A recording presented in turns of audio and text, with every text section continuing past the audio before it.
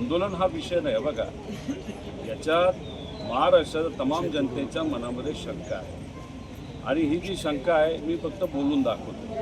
10 महिन्यानंतर काय होईल हे मला आज सांगता येणार नाही, पण काही पुरावे आम्ही दिलेत, पण काही पुरावे आम्ही आमच्याकडे ठेवलेले आहेत.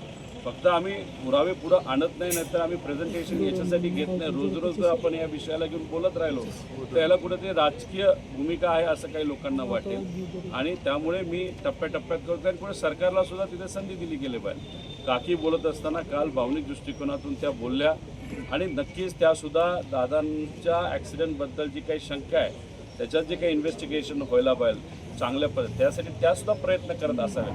विषय एवढाच आहे की त्या प्रयत्न करत असले, आम्ही प्रयत्न करत असलो, पण ज्याच्या हातामध्ये खरीच निर्णायक काही गोष्टी आहेत, ज्या पक्षाच्या हातामध्ये निर्णायक गोष्टी आहेत, ते मात्र त्या बाबतीत थोडंसं संत गतीने जात असतील तर मग कुठंतरी आम्ही तर विरोधात आहोत. मग सत्तेतले काही लोक आणि विरोधक म्हणून अजून जर दबाव टाकला तर मग इन्व्हेस्टिगेशन हे पारदर्शक आणि चांगल्या गतीने होईल असं मला तरी वाटतं. जय पवारांना मला सांगायचं आहे, तुम्ही कितीही आत्मविश्वासाने सांगितलं की पुढच्या 2 आठवड्यामध्ये AIBचा फायनल रिपोर्ट येईल, तर तो अजिबात येणार नाही. गेल्या 9 ॲक्सिडेंट जे काही या देशामध्ये झाले होते, 3-3 वर्ष झाले तरी त्यांचा अजूनपर्यंत फायनल रिपोर्ट आलेला नाही.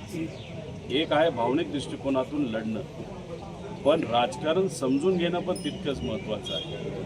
काही राजकीय लोक आपल्याला काही सांगू शकतात, पण वस्तुस्थिती काय हे सुद्धा समजून घेतलं पाहिजे.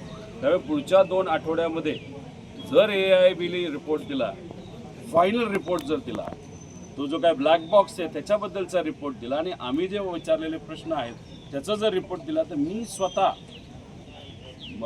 केंद्रीय एव्हिएशन मंत्र्यांना जाईल आणि त्यांचा सत्कार त्या ठिकाणी करेल. हे होत नसतं, असं होणार नाही.